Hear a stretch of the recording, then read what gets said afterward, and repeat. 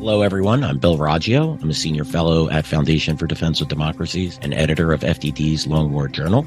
This is Generation Jihad, the podcast that covers all things in what used to be known as the global war on terror, but we now call the Long War.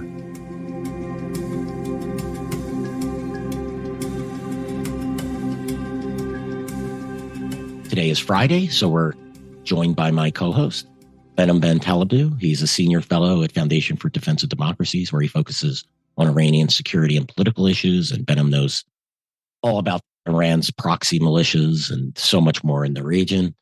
Behnam, happy Friday. Happy Friday. Always a pleasure to be with you. Always a pleasure, Behnam. Looking forward to our conversation. And today we're going to also bring in Joe Trusman for the discussion. Joe is obviously he's my co-host on Monday here at Generation Jihad. He's a senior research analyst at FDD's Lone War Journal, where he focuses primarily on Palestinian terror groups and as well as Hezbollah and all things happening in Israel and in the region. Joe, welcome to Generation Jihad. Hey, Bill. Hi, Behnam. Pleasure to be here. Hey, Joe. Good to get the gang together. Right. Well, let's. We got a little bit to talk about today. The Israelis killed an advisor for the Islamic Revolutionary Guard Corps in Syria. We'll break that down. We'll talk some Hezbollah and the rocket attacks in the region, etc., as well as the results of the Iranian parliamentary elections and what this means for the region, for Iran and for the region. First, we'll start off with the IRGC advisor. He was killed in Syria. Behnam, what do we know about the attack? Where did it occur? Who is this advisor? What's his importance, if we even know that? Give us the deets. Well, the stuff is still breaking, but essentially it was an attack on an IRGC advisor. Technically, this is interesting because he's a member of the IRGC Navy. So traditionally, you've seen people who were providing, since 2011, support to the Assad regime, training missions to the Assad regime, come from the IRGC Quds Force. In the middle of the Syrian civil war, we saw large rotations of the IRGC ground forces in there as well. So not just doing the training, but also doing the fighting. There was a training and equip mission to create a Syrian version of the Iranian Basij, which since 2008 has been a subunit of the IRGC ground forces.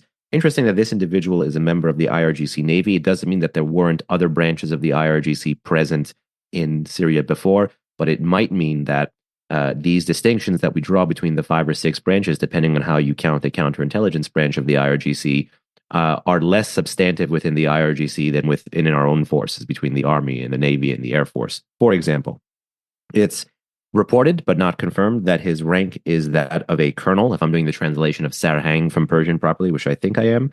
And then it was an airstrike in Banias, and it also led to the death of, I think, 2 or 3 Hezbollah members as well. Is that correct, Joe?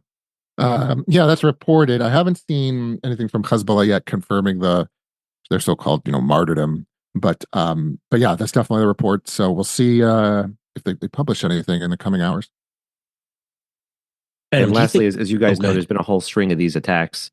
December is indeed, I think, when a general, if I'm not mistaken, it was a brigadier general, was killed. So at least a 1-star. Even the Iranian press is talking about the uptick in Israeli targeting in Syria. They're not linking it to anything post-October 7, but if I really had to, read the tea leaves between Israeli strategy in Syria, this is not just the war between the wars. This is not just the erosion of a capability. The attacks that particularly are taking out key personnel, the advise, train, and equip mission that have provided the sustainability to the Iranian mission in Syria, that are personnel with familiarity of this country. The Israelis are sending, I think, a strong signal to the Iranians to not escalate, to not turn on the Syrian theater more than it has been.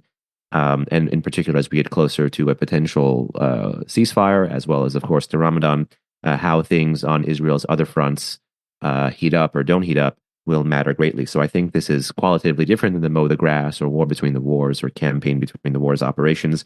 This is the kind of stuff that Tehran will internalize qualitatively, losing more personnel than quantitatively. Just strikes on warehouses or depots, or the erosion of manufacturing capabilities, or the loss of certain PGM kits. Yeah, the Israelis certainly seem to understand that going after the personnel is something that hurts the Iranians far more. Equipment's replaceable.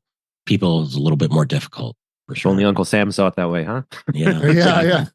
I mean, I really think this is a huge failure in the Houthi campaign. The Houthis know they'll get those weapons will be replenished. And and the U.S. is using its limited stockpile of anti or air-to-air missiles and other other resources in battling the Houthis. So it's interesting. Behnam, the fact that he's Navy, any possibility that, given the Houthis' use of naval weapon platforms, anti-ship ballistic missiles, anti-ship cruise missiles, do you think there's a possibility that the Iranians are outfitting Hezbollah with this type of capabilities, or do they currently have this type of capabilities? It's a great question. In the 2006 war, we saw basically we believe unlicensed, a unlicensed copy of a Chinese anti-ship cruise missile, the C-802, that the Iranians have used against the INS Hanit. It was always known that Hezbollah has kind of these Iranian copies of Chinese anti-ship cruise missiles.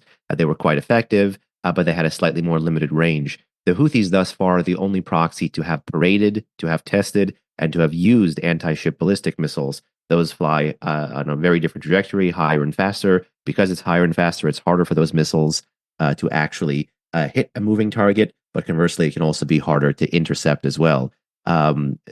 Nonetheless, in August, September 2023, there was a Lebanese kind of pro-Hezbollah media outlet propaganda reporting saying that the Israelis alleged that a older variant of a single-stage solid propellant ballistic anti-ship ballistic missile with those electro-optical seekers was given to Hezbollah. No official Hezbollah source confirmed the story. No picture of the missile has ever been put out there. But if it does end up being true and the war in the north escalates and it really does become a third Lebanon war, I could see a maritime component, however limited, being used by Hezbollah to try to keep the Israelis to operate, from beyond a distance. How successful they might be, they have very limited, training on this front. You basically move rail launchers or TELs to a coastal area. You're basically asking for the IDF to go after you. So it'll be a growth industry for Hezbollah to have to develop this capability. But even a single shot, as 2006 proved, could be lethal. So a single successful shot can offset a bunch of interceptions or a bunch of left of launch things that the Israelis can and likely will do in the face of this capability coming through. Joe, Hezbollah has launched some longer range rocket attacks against Israel, and Israel has responded. Let's get into this. Tell us what's been going on over the last several days. Has Hezbollah escalated the situation in the area? Or are we still at that tit for tat stage? Are we still at this slow simmer stage of the fight? I mean, tit for tat, yes. Hezbollah does something and essentially the Israelis respond. However, it is becoming more destructive. And I am seeing the goalpost moving, okay? And what I mean by that is we're seeing more rocket attacks further south into Israel. For example, there's this week there was an attack in the Haifa area. Haifa is still in northern Israel, don't get me wrong.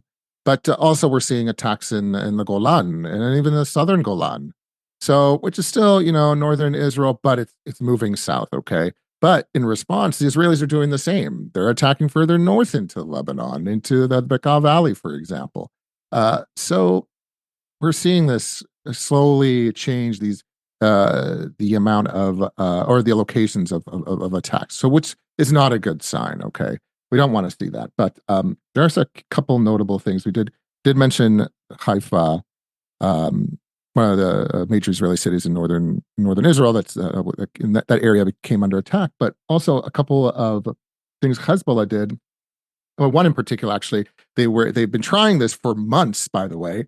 And finally, at least that we know of for the first time, they were able to down a Hermes 450 Israeli drone. So this isn't just like one of those tiny drones that Israel uses, to scout Hezbollah positions along the border. These are high-flying drones. These are very large drones. So the Hezbollah was able to down one of these drones, and I know for a fact they've been trying for several months. So that's notable. Okay. Also, I do want to mention on this front with Hezbollah that and we see it every now and then. We don't see a lot of it, but the introduction of foreign fighters in Lebanon, specifically, this one is these are Syrians. So we know Islamic Jihad and Hamas and other Palestinian army organizations operate in southern Lebanon, but in this case, these were two Syrians belonging to Islamic Jihad in Syria, that were killed by Israel fighting in southern Syria. So that's interesting to me. We've seen Syrians being killed. We've seen Turks belonging to Hamas killed in fighting in southern Lebanon. Of course, we've seen Hezbollah fighters and Palestinians as well. So anyways, I always find that fascinating. Foreign fighters joining this war, right, against Israel. So, and in the earlier stages of the war, we heard some of the Iraqi groups were going to send fighters to Lebanon to fight Israel. I don't know what happened there. I never saw anything. I never saw any open source evidence to suggest that actually happened. But nonetheless, that's what's happened, at least in the past week in the north. But things are gradually getting worse. That's for sure.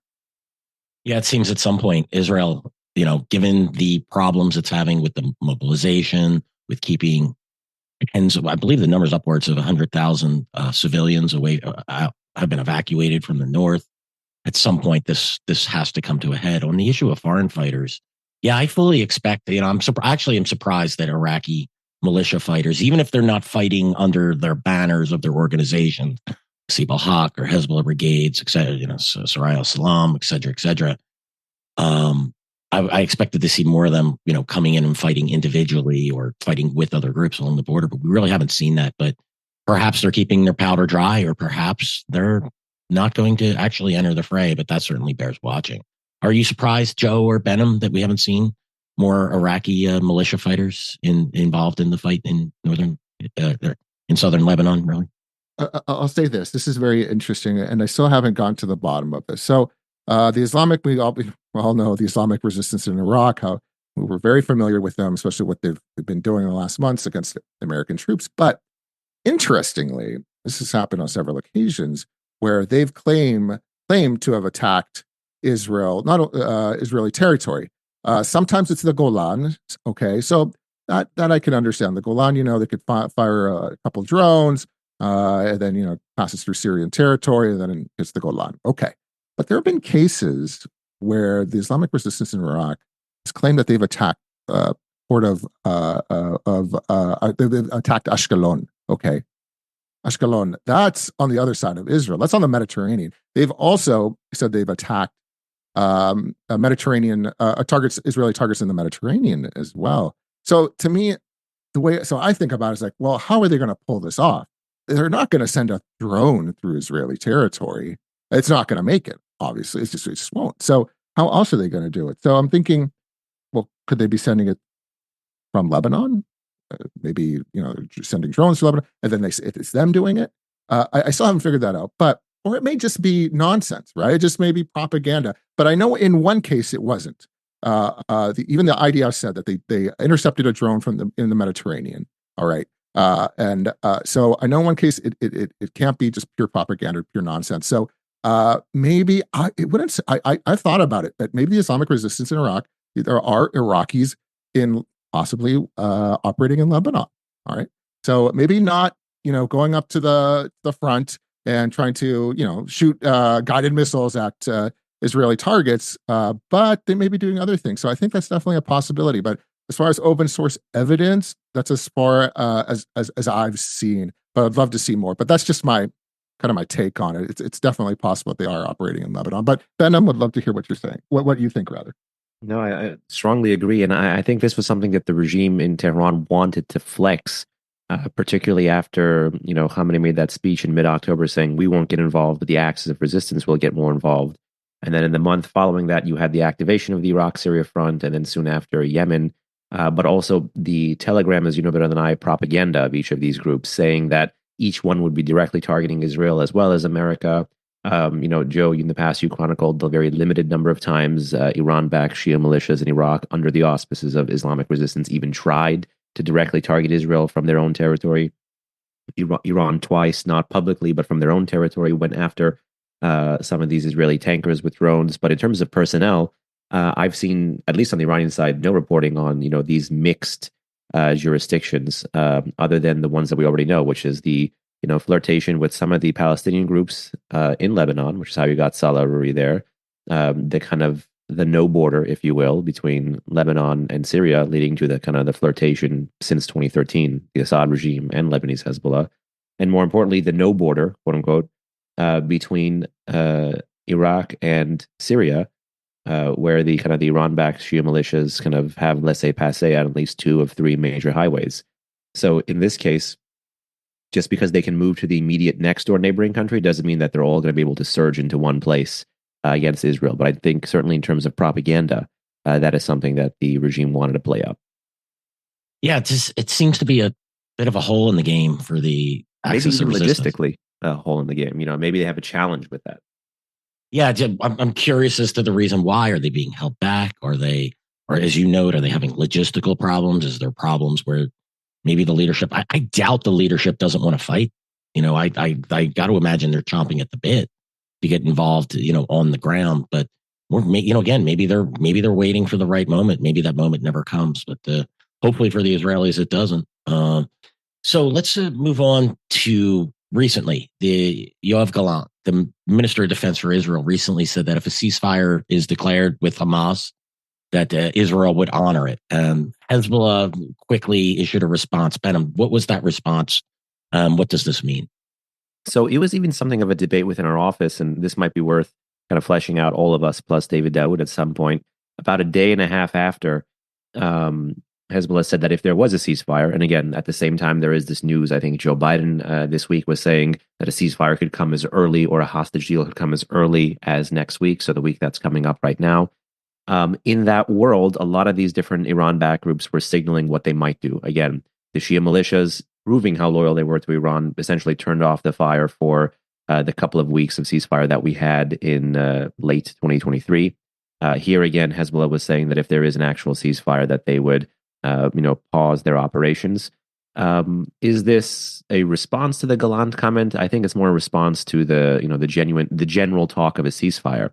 And it's to lure the West into the sense of, well, if there's a ceasefire, then the attacks will stop. So all we really have to do is push for a termination of the conflict in its entirety, and then all of these issues will be resolved. Which, and I was mentioning this with Joe last night, for these groups with high levels of ideological coherence, they have this kind of preset either from the regime or from themselves, but together it's been fused, anti-Israel, anti-Semitic, worldview. They mean what they say.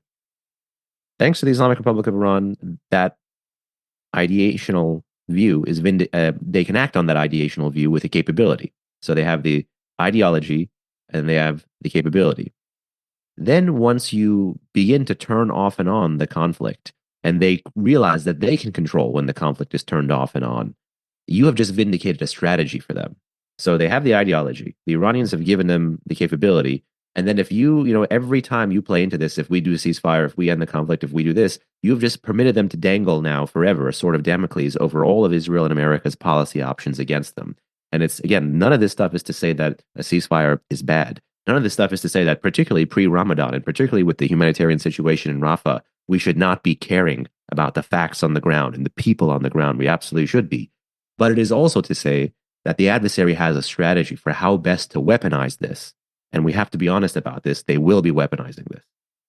I always find it, I'm curious your thoughts on this, but Joe and Behnam, at times you'll hear, Western policymakers and leaders say, well, Iran really doesn't control these groups. They don't, they can't tell them what to do. These are independent actors and they're doing what they want. And we can't, and then at other times, Iran fully controls these groups. They seem to pick the narrative that fits their needs at the moment. Well, we don't really want to launch strikes against a militia to respond to attacks because we don't want to hold Iran accountable for their actions and directing them because Iran doesn't really control them. And then at times like these, we roll back to try to let's get the Iranians to get them to stop. And it can't be both ways. The Iranian seems to be masterful and at times, exercising its control and then at times playing the game. Well, we don't really, these aren't, they're independent actors. What are your thoughts on that? Is Iran, playing Western policymakers, Western leaders when it comes to the issue of control? I have a view, but Joe, you go ahead. Yeah. No, I'll just say very quickly that, I think Iran, obviously they have control, right? But I think with some groups, they have more control than others, right? Proxies specifically, they're definitely in control of them. I think they have influence, a lot of influence on groups that they maybe they'll support via funds or the weapons like Hamas. All right. So, but nonetheless, it's pretty evident, at least in this war, how much Iran controls these proxy groups and its network of clients. Okay, we saw it with the ceasefires, where essentially everyone shut down when there was a ceasefire. Okay, that just didn't happen. It wasn't a coincidence. So it's just that's why the thing is, this is why Iran creates proxy organizations. It wants to distance itself from from attacks, right? It doesn't want to be held responsible. That's why it creates proxies, right? So we see this a lot. We've seen this in Iraq for years, and we've seen it with Palestinian organizations. So in the end, it's nonsense. Iran is heavily involved here, right? And I know, Behnam, you have a very good way of putting this. I heard it. I've heard it several times, actually. I heard it last night too. By the way, we keep referring to last night, Behnam, me and another colleague, Brad Bowman, who's also been on Long War Journal. We had a panel here at FTD, and we talked about Iran-backed groups. So anyway, Behnam, please, I'd love to hear what your response is on this, because I know you put it succinctly. That's the politest way someone has ever said. I've heard you say this so many times that I'm sick of it. Right. I'm not sick of it. I like hearing it. Yeah, I do. Listen, you guys know, especially in the LWJ audience knows intimately, I love to talk, but because I do live and work in DC, and now 11 years last month, counting, knock on wood, with FTD, we also do engage quite a bit with policymakers as well, and in particular military audiences. And if you can't give them things in threes, you're not doing your job well. So if I can't do something in a breakdown form, a bullet pointed form, I feel like I'm not conveying the facts well. So to talk about this entire axis of resistance, proxy, terror, militia network, we talk about three different paradigms: the create, the co-opt, and the control. The whole point of creating or co-opting these proxy groups initially is to mask your hand, to be able to enter a conflict earlier so you can shape the escalation in the direction of the conflict, to be able to control that escalation much more cheaply than your adversary as well. So you have the deniability, you have the escalation management, and you have the cost factor. Then you add in the ideational factor, that this gets into their view of resistance and asymmetric warfare and self-sufficiency and all of that as well, and self-sacrifice. That's really just the cherry on the sundae. But to make this strategy operational, Iran has to look to jurisdictions that are, weak or failing or failed states, and it has to look to particularly people who are downtrodden and dispossessed. This strategy does not work, in an entirely cohesive, well-integrated, well-functioning society. It works when people believe they have nothing to lose and harbor a grievance that turns into an enmity, that turns into deep-seated animosity, where if the Islamic Republic comes along with a little bit more of a plan and a lot more money and a couple of guns, you'll do something about it. And in Lebanon and in Iraq, good examples are Hezbollah and the Badr organization, for example. That's the create model. In places where there are war zones or rejection or terror forces or militia forces, Iran, if it sees that those forces are arrayed against someone it has an ideational or strategic enmity with, it co-opts them, and it does with sustained political and material and financial support. And good examples are Hamas in Gaza and the Houthis in Yemen. Ultimately, the goal is to control. And the way we should think about control is like a model UN committee, if you will. You will hear no more than you hear yes, meaning seek forgiveness, not permission. Everyone is at the table because they are part of the same thing. They believe in the same thing. They have broad portfolio power. And ultimately, you are going to be able to act on a very kind of imprecise goal that, is set for you, that you also have some kind of a vested interest in, and you are supposed to work towards achieving it with your own means. And the only times you'll have guardrails put up is when the Iranians want to enter the fray and say, hey, don't fire here or fire here. And even sometimes you'll see in 2023, for instance, the beginning of the cold détente with Saudi and Iran, that is what led to, that, fake Jake Sullivan comment about several months of peace in the Middle East, making the region the quietest it's ever been. But even then, I think there was one Shia militia that in Iraq specifically, that did not want to, listen to Ghani's pleas and entreaties to, stop the fire. And even now, Kataib Hezbollah, there was some drama between IRGC messaging and Kataib Hezbollah messaging after Ghani's reported late January trip. But the vast majority of the militias did listen and do listen because they know where their bread is buttered. And ultimately, Iran gives a different length of leash to a different kind of actor based on the different kind of capabilities they have and based on the different relationship Iran has with it. And you know what? If one person continues to fire after a ceasefire period or after a period of time when the Islamic Republic doesn't want things fired, it's not going to be the end of the world because the Islamic Republic can do a big tent, very kind of ecumenical approach to this stuff. Hamas literally had aligned itself against Iran's sole state ally in the Middle East, 2011, 12, 13, and moved the headquarters from Damascus to Qatar. Now Hamas is the entire focal point of our conversation since October 7. And since 2017, no thanks in short part to Salah Aruri and the Islamic Revolutionary Guard Corps, Hamas was brought back into the acts of resistance fold. So big tent, broad trend lines. The IRGC is like a CEO here, trying to get everyone to shoot in the same direction. And when it wants pauses, it'll tolerate fits and starts and stutters.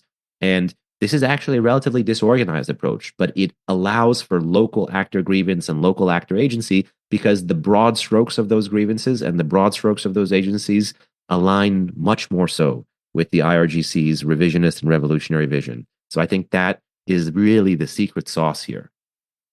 Yeah, it's, then the Iranians allowing a degree of agency, it's a smart play for them. These groups have more buy-in if they believe they're acting in their own interests while acting in the greater interests of the axis of resistance. So, yeah, I couldn't agree with you more, Behnam, and you as well, Joe. A super small, for example, I have no doubt that the Houthis really believe they are defending Palestine. Absolutely. They genuinely believe it. I think there was a very interesting video circulating online. I think Memory may have done a translation of it.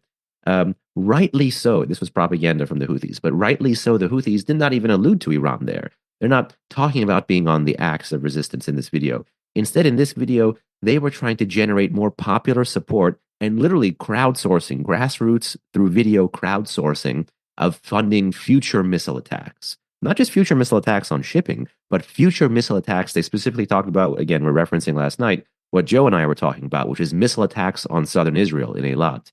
And there's videos of a son and a father in a small room watching a broken TV of quote unquote successful missile attacks being announced on southern Israel, and everyone going to the post office and wiring money to the Houthis to sponsor further missile attacks. They're literally recommending crowdsourcing for future missile attacks. And so I have no doubt this is a genuine belief. And when there is a genuine belief based on a local grievance, and the Islamic Republic can again put a capability in the hands of those with the local grievance, that's the secret sauce. That's where the win is for the Iranians. They're very good at appealing to the motivations of these local groups. Look, Al-Qaeda was very good at this, something the Islamic State has not been very good at, but has been successful for other reasons. It's a winning strategy, particularly against us here in the West who don't understand the local grievances or don't really have the will to see these things through. Last issue we'll discuss today, the Iran recently just concluded parliamentary elections. Behnam, what are the results and what does this mean for the region?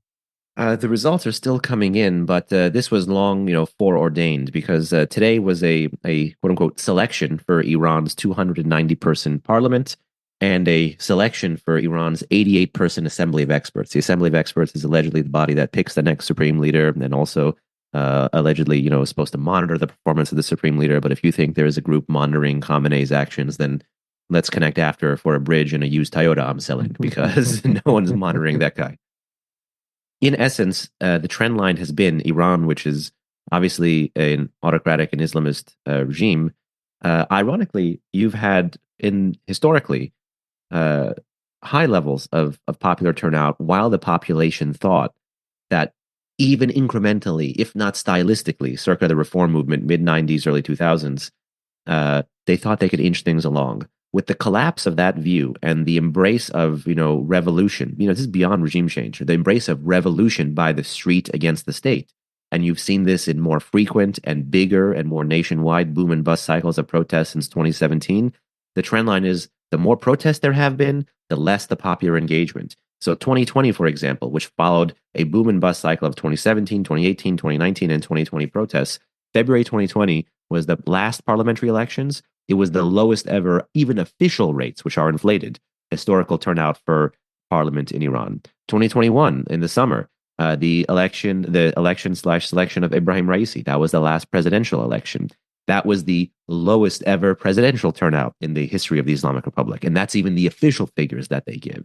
Now, you've had polls from unnamed regime organs talking about turnout being as low as 30%, with 15% being in the nation's capital in Tehran. There are some other Iranian polls that talk about committed voters, 9 to 15%, who are definitely going to be voting.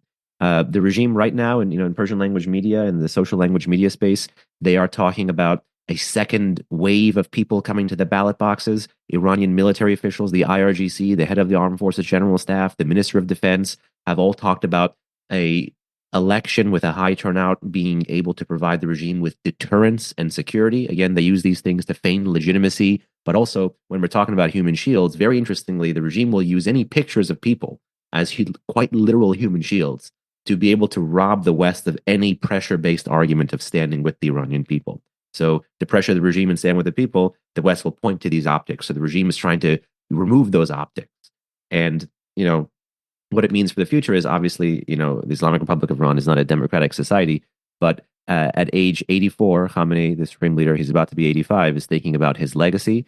And what we see that has been very different under him is he's been able to keep Iran in this kind of ultra-hardline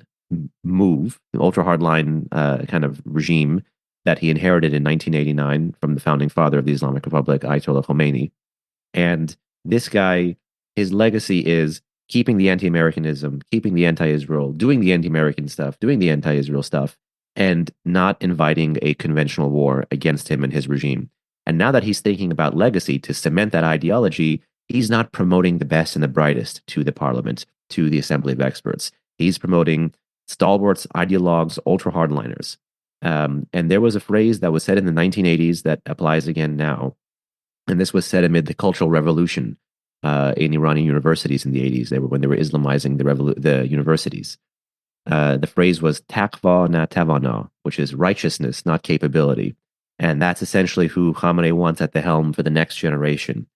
So this really does tell you that the street and the state couldn't be further divided, that the regime will do anything to feign legitimacy abroad just to deflect pressure, and that ultimately there is a fate worse than death, that Khamenei is planning for things to come that will look even to his right.